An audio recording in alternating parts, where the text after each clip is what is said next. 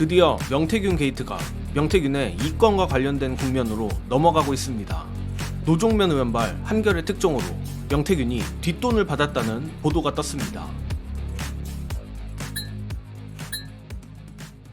명태균이 22년 3월 대선을 앞두고 윤석열에게 매일 보고하기 위한 여론조사 비용을 그해 6월 지방선거에 출마하려던 국힘 예비후보들에게 받은 돈으로 충당했다는 폭로가 나왔습니다. 17일 한겨레가 입수한 강혜경 씨의 녹취와 노종면 의원이 받은 제보 등을 종합하면 명태균은 22년 2월 28일 강혜경 씨에게 전화를 걸어 지금부터 매일 대선 선거일까지 여론조사를 돌린다.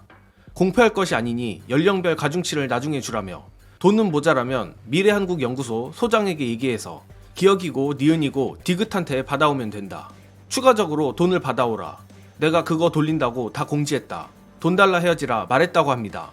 참고로 기억씨, 니은씨, 디귿씨는 당해 지방선거 국민의힘 예비후보로 등록했던 이들이라 합니다.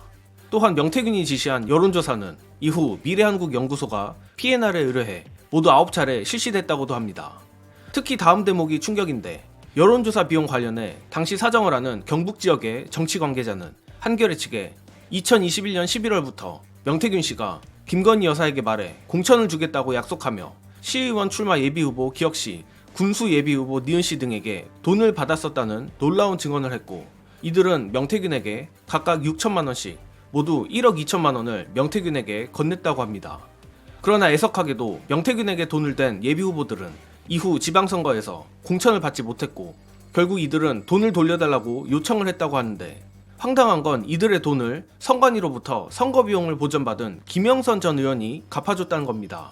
즉 정리해보자면 명태균은 윤석열을 위한 여론조사 대가로 김영선의 공천을 받아왔고 김영선은 이 공천의 대가로 명태균의 여론조사 비용을 대신 갚아준 것으로 보인다고 한겨레는 보도했습니다.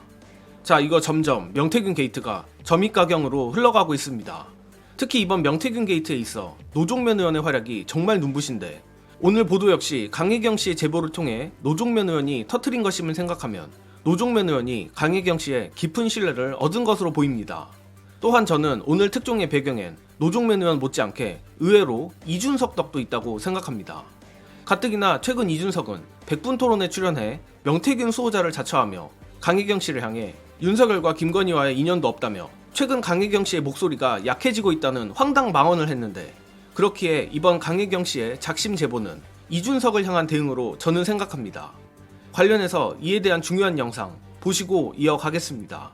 네, 일고의 가치도 없는 주장이다. 목소리를 일부러 낮춘 게 아니다. 현재 언론 취재에 응하지 않는 이유는 일일이 답변하기가 사실상 불가능하기 때문이다. 국정감사에서 모든 것을 밝힐 것이다. 저는 이준석 의원이 저렇게 말하는 거는 본인이 찔리는 게 많기 때문이라고 생각하고 특히 뭐가 제일 발목 잡혔냐 하면은 이준석 의원이 당대표 될 때 명태균의 도움을 받았다는 거잖아요. 근데 명태균 씨가 윤석열 대통령이 당선될 때 특히 대통령과의 그런 카톡 캡처본, 문자 캡처본 이런 것들이 2,000개가 있는데 그 중에서 200건 정말 세상이 뒤집어질 만한 내용이 들어있다 이런 얘기도 했거든요. 그런 명태균 씨가 윤석열 대통령한테 했던 그 행동을 이준석한테는 안 했을까요? 그렇기 때문에 만약에 여기서 이준석 의원 입장에서는 명태균 씨의 말이 거짓이거나 혹은 명태균 씨가 그런 식으로 여론 조작을 해가지고 뭔가를 장난쳤다는 게 확인이 되면 본인이 사실은 그 상황에서 자유롭지 못하니까 강혜경 씨를 공격하는 거라고 저는 생각해요. 그리고 의원으로서 공영방송에 토론에 나가가지고 말을 조금 앞뒤를 다르게 하면서 교묘하게 다른 사람을 찌르는 그런 거는 좀 안 하셨으면 좋겠다 이런 생각합니다.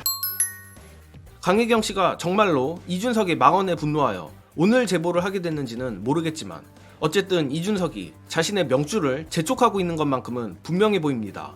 특히 앞서도 말했지만 이준석이 출연한 지난 백분 토론은 이준석이 정말 정신이 나간 게 아닌가 싶을 정도로 궤변의 향연이었는데 이는 노영희 변호사가 말한 대로 이준석이 무리수를 둬야 할 만큼 명태균에게 뭔가가 잡혔다고밖에 볼 수 없습니다. 다만 어떻게든 명태균 캐비넷이라는 소나기만 피하려는 이준석의 얕은 꾀는 잘 통하지 않을 것으로 보이는데 끝으로 헬마우스 임경빈 작가가 통찰한 이준석의 앞날이 캄캄하기만 한 이유 여러분께 공유드리며 이번 영상은 여기까지 하겠습니다. 시청해주신 여러분 감사합니다.